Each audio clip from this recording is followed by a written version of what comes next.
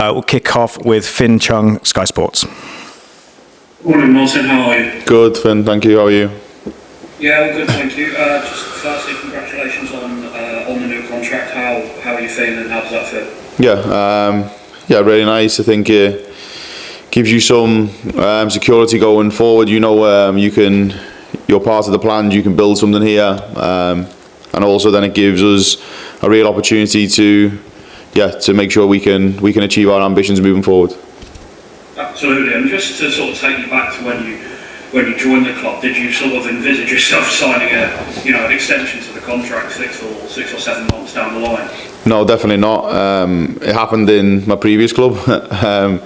So no, you don't envision that. You just put your head down, you do the work, and if that follows, then it's nice. If it doesn't, you just keep working to make sure you put yourself in a position where you can do that when the time is to come to renew. But no, I didn't envision it, and obviously it was a nice feeling when I spoke with Andy and Vinay, and they wanted to extend the contract now.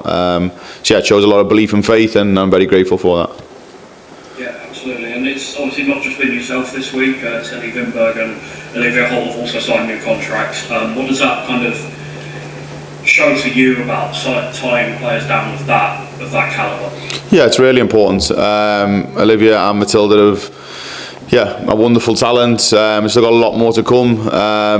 They maybe haven't showed everything yet, and they maybe had some setbacks with little bits of injury and illness throughout the season, but Olivia's now started to really show the type of player she is and the consistency within her game and the impact she can have within our game model. And also Matilda's starting to build up a little bit of form. She scored a couple of goals, she got an assist on the weekend, and parts of her game are now starting to really show. But for different players it takes a little bit of time, probably extra for some. But yeah, 2 wonderful players, and 2 players I feel we've got a lot more potential in, and I'm excited to work with both of them. And just sort of on the wider squad as well, any new team news for the weekend? Obviously you have Micah and Toko coming back from the Asian Cup. Have they settled in again like they've never been away? Yes, they've been really, really good. Both of them were back the other day. They've trained with the squad, and in good spirits. And when you come off the back of winning a final and winning a tournament, that brings back belief, confidence, motivation, but also a mentality of winning. We're going through that tournament all the way, and we want to make sure that we can use that energy and use that enthusiasm on the weekend. Absolutely, and just one final one. Obviously, North London derby means no interruption. Big game under the lights tomorrow. What's your message to the Spurs fans that will be there and have been there every home and away game this season?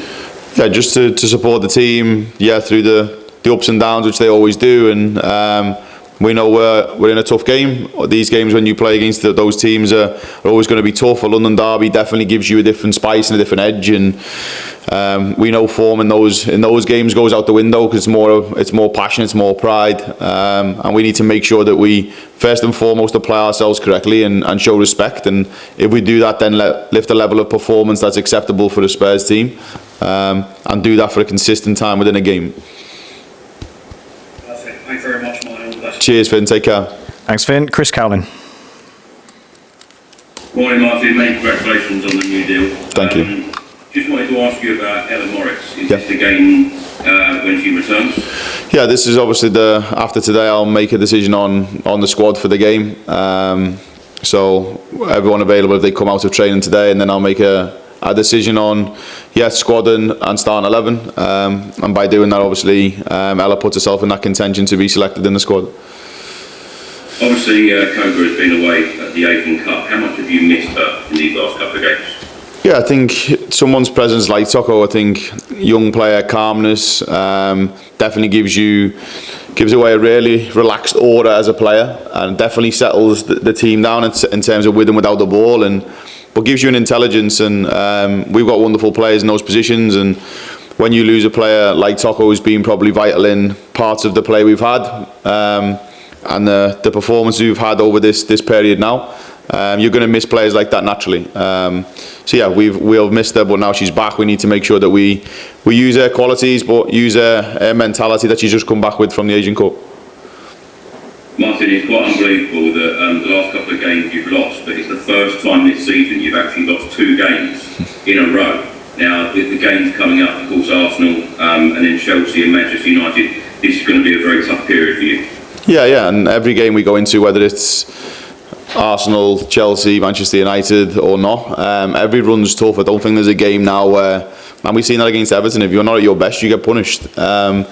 And we wasn't. So yeah, when you're not at your best, you get punished. And no matter if it's the teams above us or the teams around us, we have to make sure we perform. And not one game defines you, and not one game defines your season.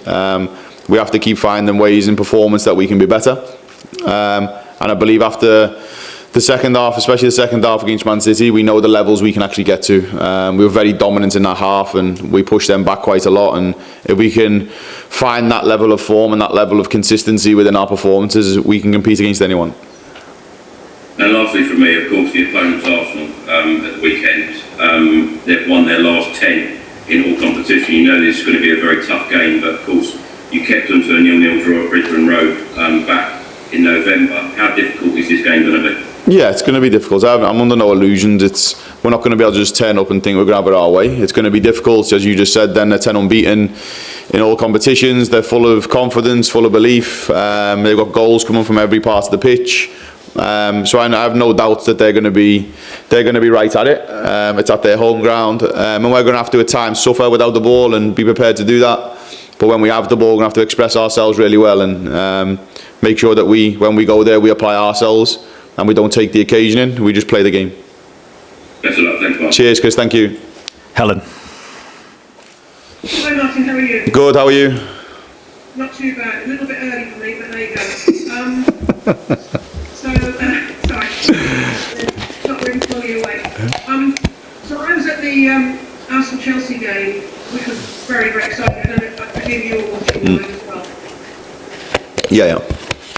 And I don't know what you made of it, but it felt like they won, even though Chelsea had a couple of very good chances as well.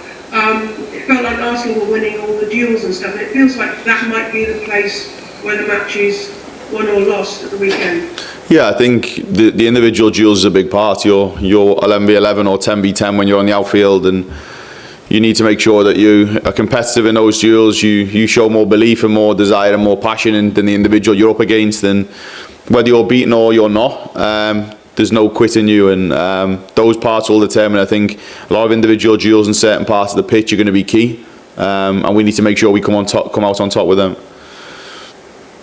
And do you see any sort of, I mean, you've just praised Arsenal before when you're talking to Chris, but do you see any sort of weaknesses or anything that you can exploit at Arsenal? Yeah, I feel there's areas we can hurt them with individual players or with certain movements that we can look for in certain attacking areas of the pitch, but we have to make sure that we apply ourselves firstly. We get a foothold in the game.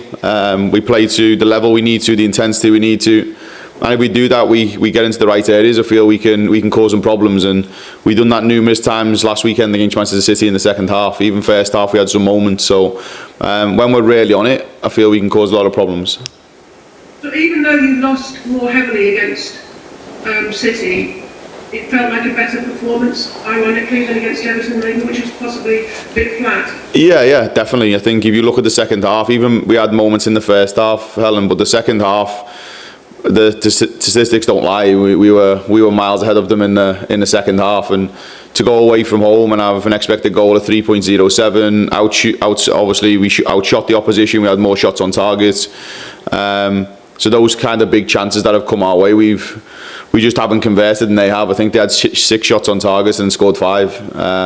So yeah, I think in the performance for especially second half and moments in the first half, I think we were reasonably good. We were competitive, and we just can't go into games and give teams 45 minutes of free football and then expect to come out with the result. And final one for me is the other thing against the match in midweek, and obviously you're playing Chelsea, so you have a lot of interest because you're playing them next weekend too. It felt like Chelsea, when there were free kicks and things, they just weren't bothering to sort of defend. It felt like there's a lot of stuff you can kind of learn from the way they maybe just, I don't know, they sort of fell back from their usual standard. Yeah, I thought in the first half, Chelsea's pressure was really good. Higher up, they caused Arsenal some problems that they had to solve. But then again, on the set play, I think, there may be areas we need to tighten up on too. We need to be better in those areas. We need to make sure we're not conceding easy first contacts. We're not giving away easy fouls in those areas, because they have really dangerous players who take those set plays. And if we do and we perform to a high level, as I said, and we make it competitive, like you just said, in those individual duels in and around the box, we can perform against anyone, Helen. I believe that. I have a lot of belief and confidence in the group that we can do that. We just need to show that more consistently. Brilliant. I'm looking forward to the game. I'll see you tomorrow. Cheers, Helen. Thank you. Have a good day. Rachel? Hi Martin. Hi, how are you? I'm good. So it's great you've got a new contract, but you're probably aware that Spurs' previous two managers had very good first seasons and it kind of all fell apart in the second season. So what are you thinking you're going to do to reverse that trend?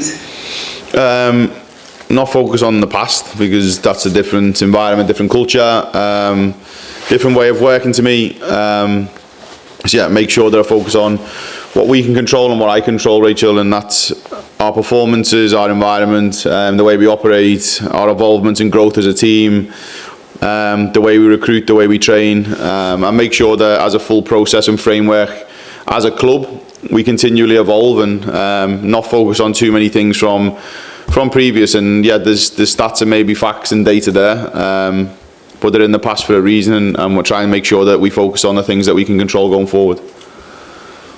Okay. And you talked about what we missed about Toko Koga not being here, but obviously the other absence was Claire Hunt in central defence, and she's not coming back.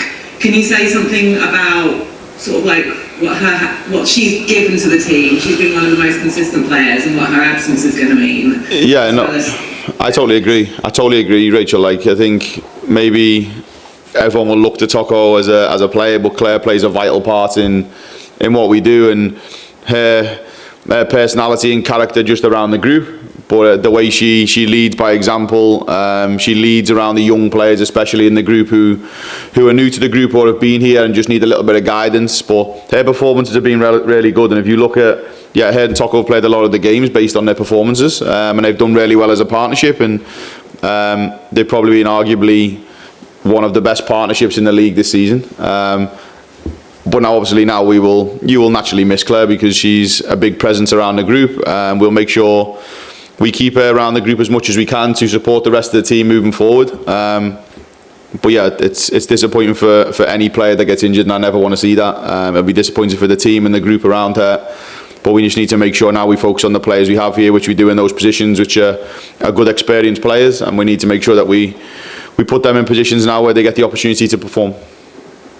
Thanks. And also, looking back to the game that we just played, we considered quite a lot of goals from corners or crosses into the box, and then headers or relatively close quarters or shots. Do you think this is about box defending, or is it about preventing those crosses coming in? What's kind of going on, and what is your plan to address that? Yeah, both. It's both of them, Rachel. It's either box defending and making sure we show a little bit more fight and desire and passion to win a first contact, and it's also then making sure you can stop the crosses from those wider areas. But if we can't stop them, we have to be better at defending the box. In the first half, we were nowhere near good enough.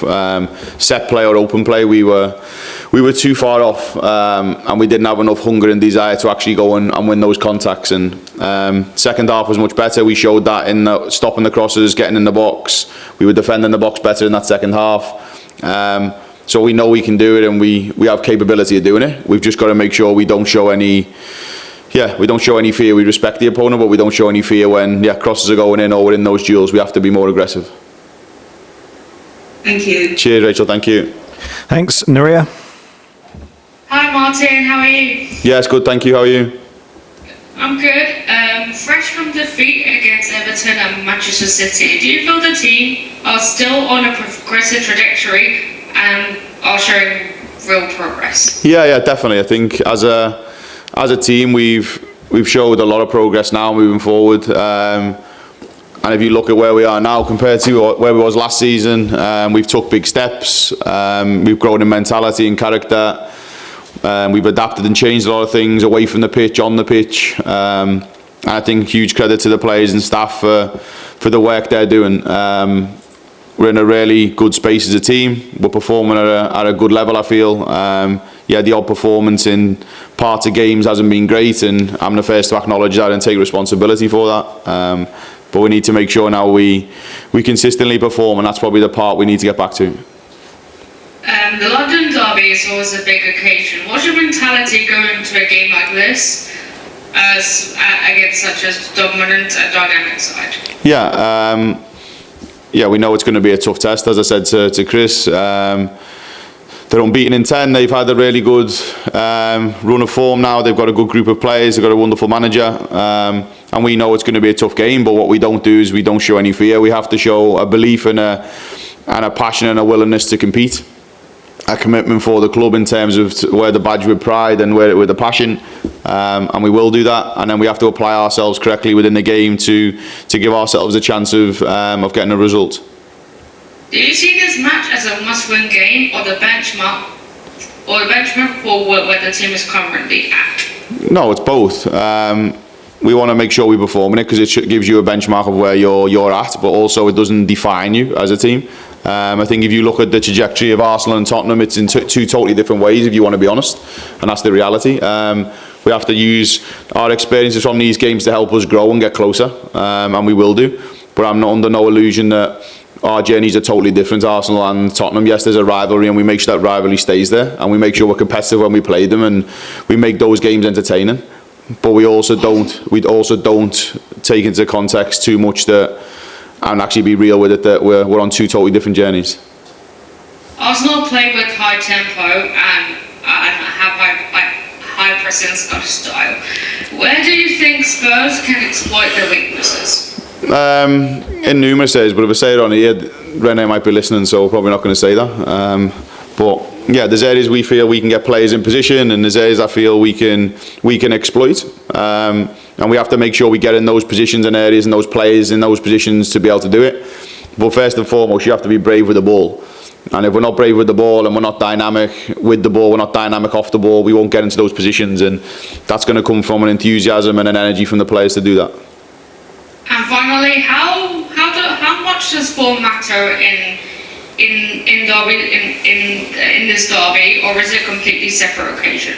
Yeah, I think you can look at it. Form can matter because form's important for players' individual confidence and belief and a team's dynamic. But actually, when you go into these games, it's more of a fight. You've got to earn the right to be on that pitch. You've got to earn the right as a team to be competitive in the tie. You've got to gain a foothold early and make sure that everyone knows that you're here to compete and you're not going to just stand off. And there'll be times where we have to suffer, as I said, without the ball. There'll be times they have to suffer. And making sure that we do our defending better than theirs is important when you don't have the ball. Thank you, Martin. Cheers, thank you. We'll finish up with one more from Chris. Sorry, Martin, I just wanted to go back to talking about your new deal. What is the length of the deal? Can you tell us any more on that? And also, what I wanted to ask, going back to Rachel's point about the good first season with previous managers, Andy Rodgers on a number of occasions has said, that he absolutely loves the work that you're doing. Is the ambition, taking Spurs all the way to the very top and competing for the WSL title, being in that top three, and have you had conversations about the time, the patience, and the ambition? Most importantly, getting in the players constantly in transfer windows. Yeah, I think moving forward, I think the extension, the length doesn't really matter, Chris. For me, it's more what we do within the time period that I'm here and taking every season as it comes. I think if I'm looking at the duration of something, you look too far ahead, and I'm just focused on what we're going to do now, what we're going to do in the next window, the next season, and so on. And while I'm here, I'll make sure I work tirelessly to make sure this team and club can be successful.